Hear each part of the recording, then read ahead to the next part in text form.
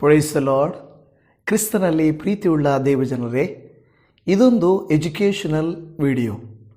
ಕ್ರಿಸ್ತ ನಂಬಿಕೆಯಲ್ಲಿ ಇರುವಂಥವರಿಗೆ ಮೀಡಿಯಾಗಳು ತನ್ನ TRPಗಳಿಗೋಸ್ಕರವಾಗಿ ಒಳ್ಳೆ ಕ್ಯಾಪ್ಷನ್ಗಳನ್ನು ಹಾಕಿ ಕ್ರೈಸ್ತರಲ್ಲಿ, ಕ್ರೈಸ್ತ ವಿಶ್ವಾಸದಲ್ಲಿ ಅಪನಂಬಿಕೆಯನ್ನು, ಭಯವನ್ನು ಹುಟ್ಟಿಸುವುದಕ್ಕೆ ಮಾಡುತ್ತಿದ್ದಾರೆ.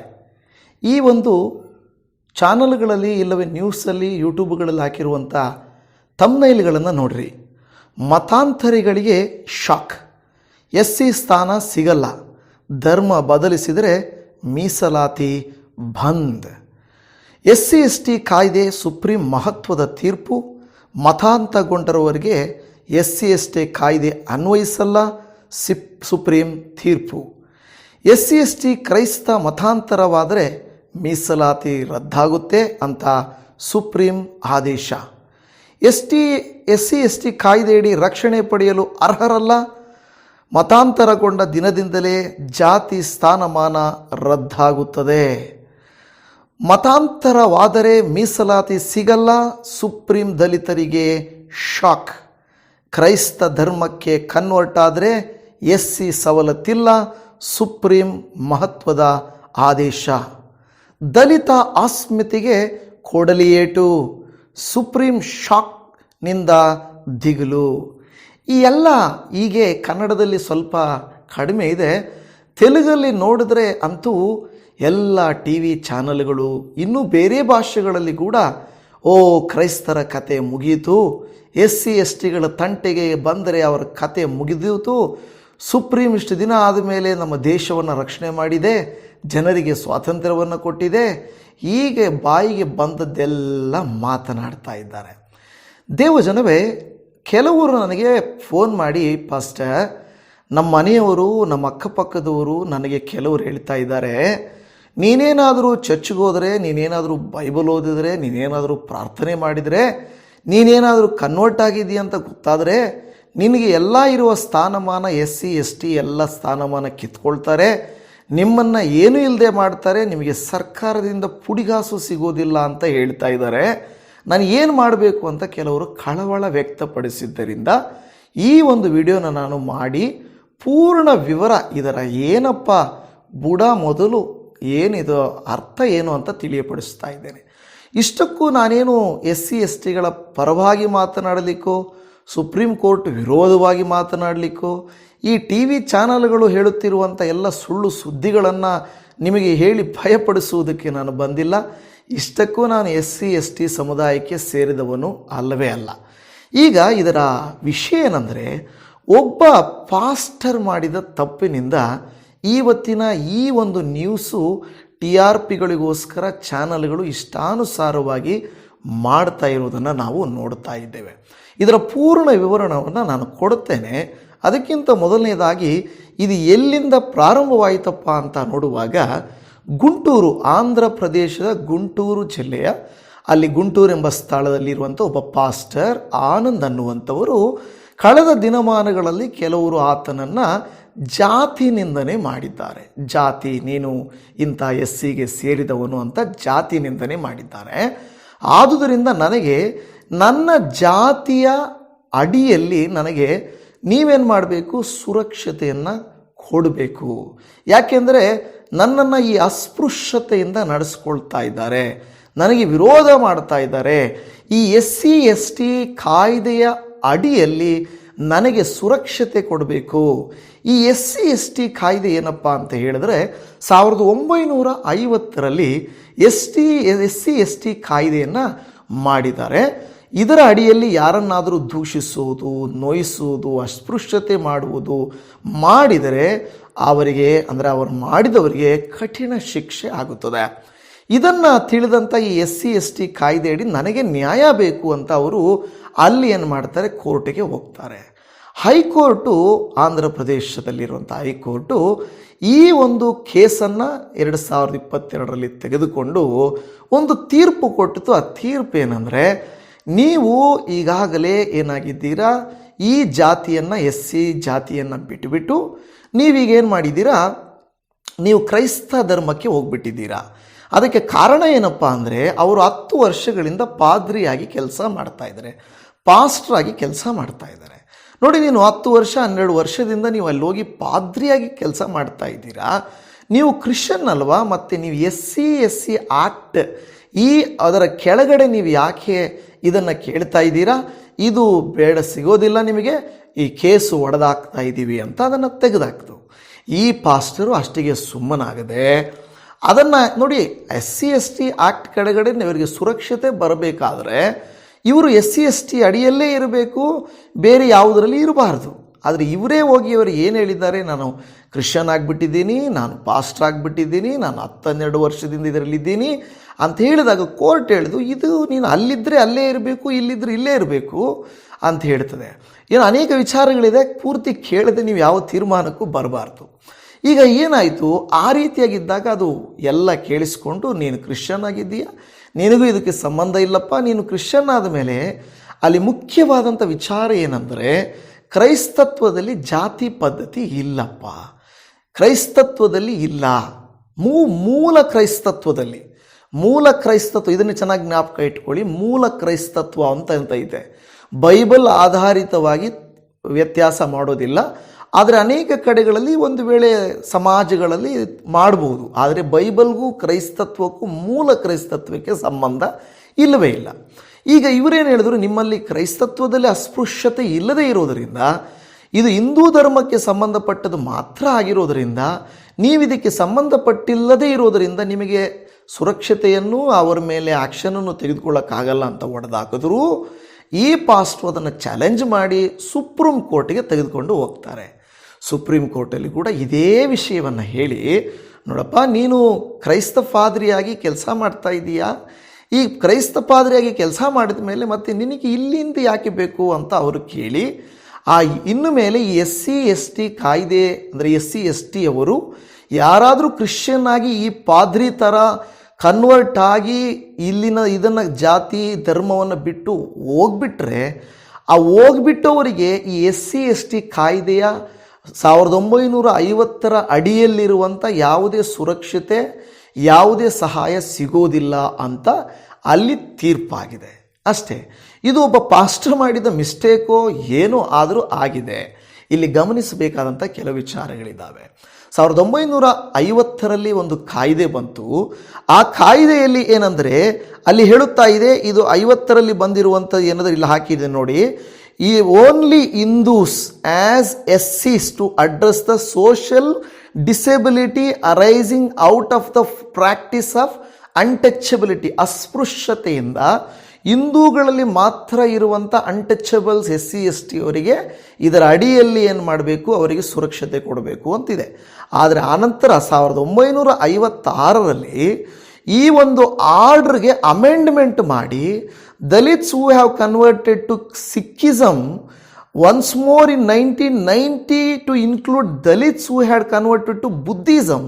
Both amendments were aided by reports of the Kalekar Commission in 1955 ಅಂತ ಹೇಳ್ತಾ ಇದೆ. ಅಂದರೆ ಅಲ್ಲಿ ಹೇಳ್ತಾ ಇರೋ ವಿಚಾರ, ಮೊದಲು ಹಿಂದೂಯಿಸಮಲ್ಲಿ, ಹಿಂದೂ ಧರ್ಮದಲ್ಲಿ ಮಾತ್ರ ಇದ್ದ ಈ ಅಸ್ಪೃಶ್ಯತೆ, ದಲಿತ ಮುಟ್ಟಬಾರ್ದು ಅನ್ನುವಂಥದ್ದು, ಅನಂತರ ಇದರಿಂದ ಯಾರಾದರೂ ಈ ಹಿಂದೂಯಿಸಮ್ಮಿಂದ ಬೌದ್ಧ ಧರ್ಮಕ್ಕೂ ಸಿಖ್ ಧರ್ಮಕ್ಕೂ ಹೋದರೂ ಕೂಡ ಅವರೂ ಕೂಡ ಇದರ ಅಡಿಯಲ್ಲೇ ಬರ್ತಾರೆ, ಅವರಿಗೆ ಸುರಕ್ಷತೆ ಕೊಡಬೇಕು.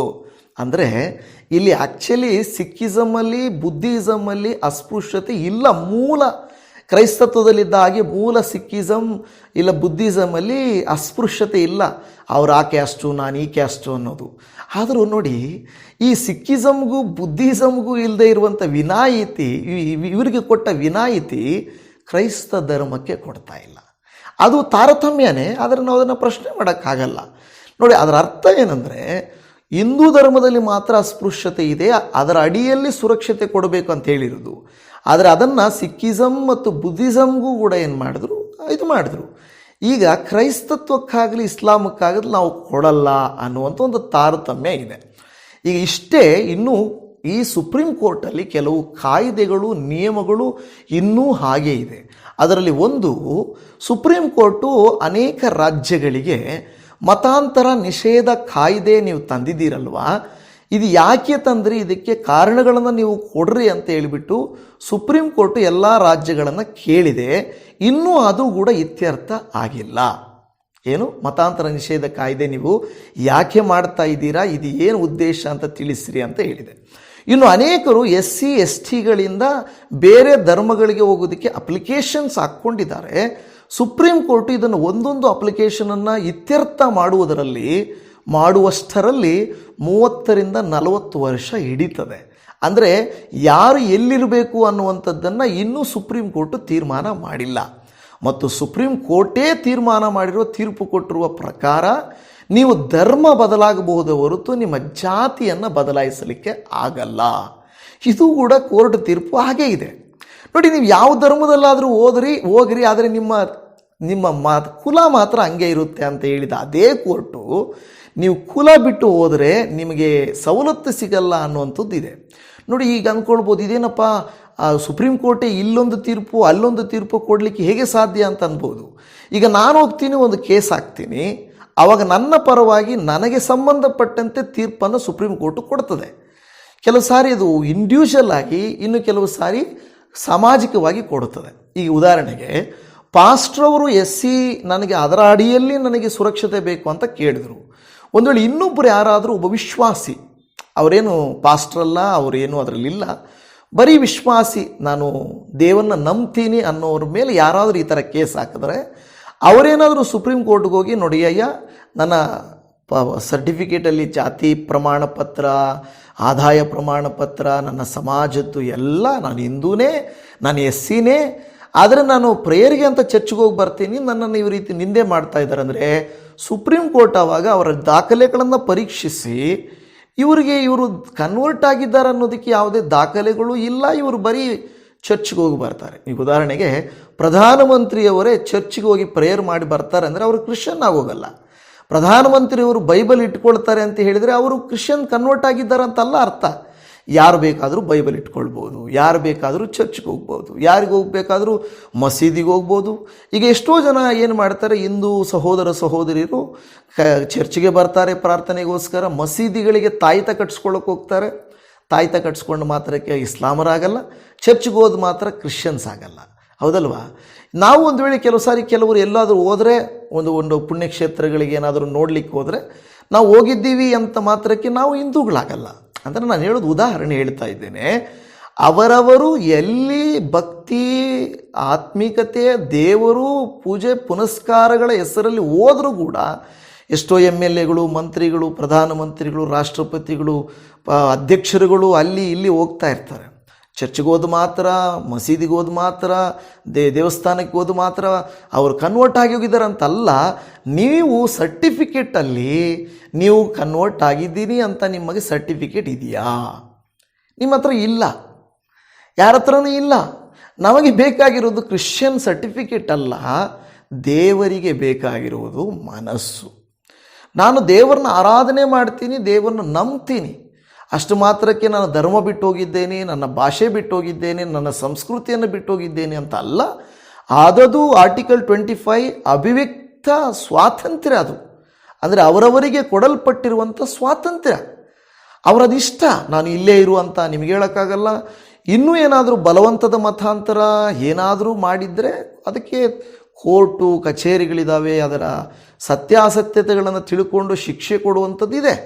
ಜನರೆಲ್ಲ ಕೊಡಬೇಕಾಗಿರೋದು ಸರ್ಕಾರಗಳು, ಅದಕ್ಕೆ ನ್ಯಾಯಾಲಯಗಳಿದ್ದಾವೆ, ಅದು ಮಾಡಬೇಕು. ಆದರೆ ಈಗ ಅನೇಕರು ಏನು ಹೇಳ್ತಾರೆ ಅಂದರೆ, ನೀವೀಗ ಚರ್ಚ್ಗೆ ಹೋದರೆ, ನೀವೀಗ ಪ್ರೇಯರ್ ಮಾಡಿದರೆ, ನೀವು ಆಲಯಕ್ಕೆ ಹೋದರೆ ನಿಮ್ಮ ಮಕ್ಕಳಿಗೆ ಸಿಕ್ಕಿರೋ ಜಾಬು, ನಿಮ್ಮ ಮನೆಯವರಿಗೆ ಸಿಕ್ಕಿರೋ ಜಾಬು, ಅದು ಇದು ಎಲ್ಲ ಹೋಗ್ತದೆ ಅಂತ ಹೇಳ್ತಾರೆ. ಆದರೆ ಅದೆಲ್ಲ ಸುಳ್ಳು. ಅದು ಒಬ್ಬೊಬ್ಬರಿಗೂ ತೀರ್ಪು ಬೇರೆ ಆಗುತ್ತದೆ ಹೊರತು, ಹಾಗೆ ಸರ್ಕಾರಗಳು ಹಾಗಾದರೆ ನೋಡ್ರಿ ಈಗ ತೀರ್ಪು ಬಂದಿದೆ ಎಲ್ಲರೂ ಹಿಡೀರಿ ಅಂತ ಹೇಳೋಕ್ಕೆ ಆಗಲ್ಲ. ಅದು ಆಗೋದಿಲ್ಲ. ಅದು ಕರ್ನಾಟಕದಲ್ಲಾಗಲಿ ಇನ್ನೊಂದು ಕಡೆಯಲ್ಲಾಗಲಿ ಸಂಸತ್ತಲ್ಲಿ ಎಲ್ಲ ಒಂದು ತೀರ್ಪಾಗಿ ಅದು ಅಂಗೀಕಾರವಾಗಿ ಇಲ್ಲಿಯೂ ಕೂಡ ಅಂತಹ ಒಂದು ಕಾನೂನನ್ನು ತಂದರೆ ಹೊರತು ಅದು ಆಗೋದಿಲ್ಲ. ಭಯಪಡಬೇಕಾದಂಥ ಅವಶ್ಯಕತೆ ಇಲ್ಲವೇ ಇಲ್ಲ. ನಾನು ಹೇಳ್ತಾ ಇರುವಂಥದ್ದು ನಮ್ಮ ಹೃದಯ, ನಮ್ಮ ಮನಸ್ಸು, ನಮ್ಮ ಭಕ್ತಿ ಬೇರೆ ವಿಚಾರ. ಆದರೆ ಬಲವಂತ ಬೈಬಲ್ ಕೂಡ ಒಪ್ಪಿಕೊಳ್ಳಲ್ಲ. ಯೇಸು ಸ್ವಾಮಿ ಕೂಡ ಬಲವಂತ ಮಾಡುವುದಿಲ್ಲ. ಯೇಸು ಸ್ವಾಮಿಯ ವಾಕ್ಯ ಪ್ರಕಟಣೆ 3:20 ಹೇಳುತ್ತದೆ, ಈಗ ಬಾಗಿಲಲ್ಲಿ ನಿಂತುಕೊಂಡು ತಟ್ಟುತ್ತಾ ಇದ್ದೇನೆ, ಯಾವನಾದರೂ ನನ್ನ ಶಬ್ದವನ್ನು ಕೇಳಿ ಬಾಗಿಲನ್ನು ತೆರೆದರೆ ನಾನು ಒಳಗೆ ಬರ್ತೀನಿ, ತೆರೆದರೆ ಬರ್ತೀನಿ ಹೊರತು ಒಡೆದುಕೊಂಡು ನಾನು ಬರೋದಿಲ್ಲ.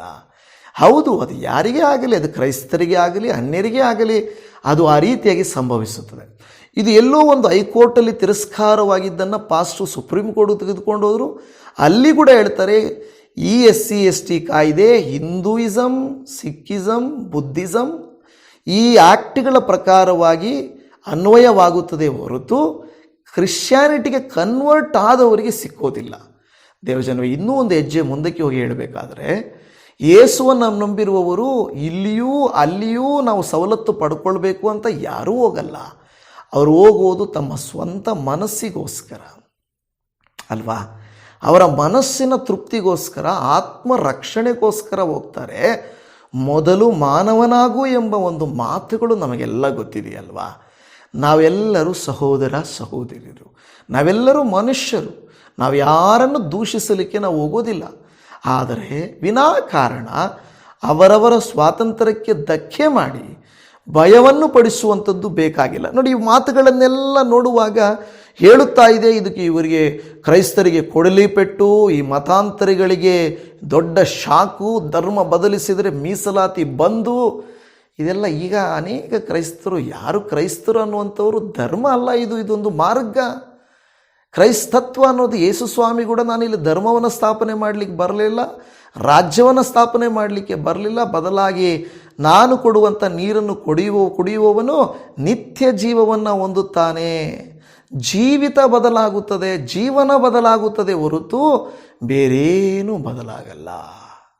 ಯಾರ ವಿರೋಧವಾಗಿ ಬೈಬಲ್ ಯಾವತ್ತಿಗೂ ಮಾತಾಡೋದಿಲ್ಲ.